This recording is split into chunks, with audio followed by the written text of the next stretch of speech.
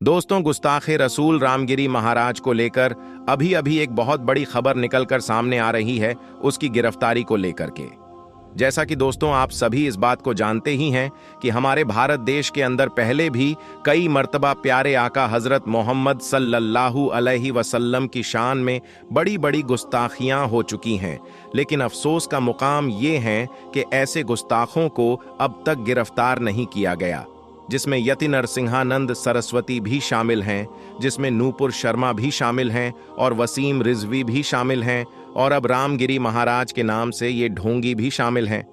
जी हाँ दोस्तों, लेकिन अफसोस की बात यह है कि अगर पहले ही एक्शन ले लिया जाता तो आज शायद ये चीज देखने को नहीं मिलती। जैसा कि दोस्तों खबर निकलकर सामने आ रही हैं कि दरगाह आला हजरत की जानिब से मुफ्ती तौकीर रजा साहब ने एक प्रोटेस्ट निकाला और वहां जितने भी लोग मौजूद थे सबकी यही मांग थी कि इस गुस्ताखे रसूल को जल्द से जल्द गिरफ्तार करके सख्त से सख्त सजा दी जाए। वहीं दोस्तों आपको बता देना चाहता हूं कि असदुद्दीन ओवैसी साहब ने भी अपना बयान जारी किया और ये बात कही कि किसी बड़े नेता को अगर कोई कुछ कह देता है तो ऐसे वक्त में फौरन ही उसके ऊपर कार्रवाई हो जाती है, या किसी फिल्मी स्टार को अगर कोई गलत कमेंट कर दे तो फौरन ही उसके ऊपर एक्शन हो जाता है। कहने का मतलब ये है कि दुनिया के तमाम जितने भी ये लोग हैं, यकीनन ये प्यारे आका से बड़े तो नहीं हैं। प्यारे आका की शान और मर्तबा क्या है यकीनन ये दुनिया जानती है, लेकिन दोस्तों बावजूद इसके कि अगर कोई नेता की शान में गुस्ताखी कर दे तो ऐसे में उनके ऊपर फौरन ही एक्शन देखने को मिलती है।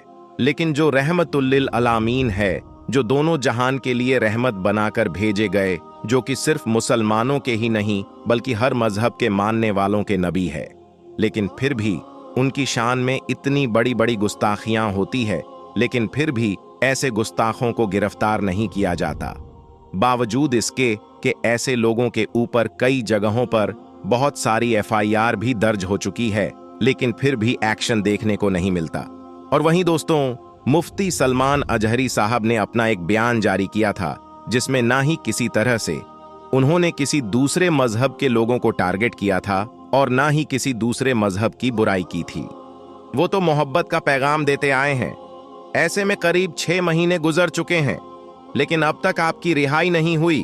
अभी तक आप वरोधड़ा की जेल के अंदर मौजूद हैं, और जब जमानत के लिए आपके वकील याचिका डालते हैं तो कोर्ट के तरफ से उस याचिका को भी रद्द कर दिया जाता है। यानी जिसने बयान नहीं दिया, जो गुनाहगार नहीं है, वो ऐसे में करीब 6 महीनों से जेल में है और ऊपर से उनकी जमानत भी रद्द कर दी जाती है। लेकिन जो सच में गुस्ताखे रसूल है, जिसने खुलेआम प्यारे आका की शान में गुस्ताखियां की, सिर्फ भारत के मुसलमान ही नहीं पूरी दुनिया में जिस भी कोने में मुसलमान रहते हैं उनके दिल को तकलीफ पहुंची है, और ये खुलेआम किया गया है। और उस ढोंगी को इस बात का जर्रा बराबर भी एहसास नहीं है। दोस्तों अक्सर कोई गुनाह कर देता है तो उसे कानून का डर होता है, उसे डर होता है कि कहीं हमें जेल में जाना पड़ जाए। ऐसे में वो तौबा कर लेता है और अपनी बात से मुकर जाता है कि हाँ, अगर मैंने ऐसा कुछ कहा है तो मैं माफी मांगता हूं। कुछ इस तरह की बातें कहता है। लेकिन ये जो ढोंगी रामगिरी महाराज के नाम से जाना जा रहा है, असल में ये कोई महाराज नहीं है, ना ही इसे किसी तरह की गलती का एहसास है, क्योंकि एक बाबा हो या महाराज हो या संत हो, वो कभी भी किसी दूसरे मजहब की बुराई नहीं करते। वो अमन व अमान और भाईचारे का पैगाम देते हैं।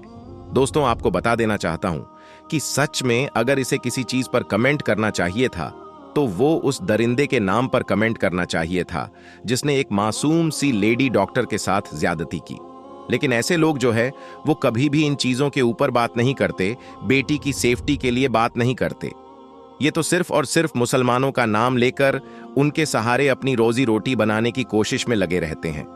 और ये दुनिया की एक बहुत बड़ी सच्चाई है कि जब किसी का काम धंधा बंद पड़ने लगता है तो ऐसे में वो मुसलमानों के नाम का सहारा लेते हैं या फिर मुसलमानों के नबी की शान में गुस्ताखियां करते हैं, क्योंकि वो लोग जानते हैं कि अगर हमने मुसलमानों के नबी की शान में गुस्ताखी की तो सिर्फ भारत के मुसलमान ही नहीं बल्कि दुनिया भर के मुसलमानों के अंदर हलचल पैदा हो जाएगी।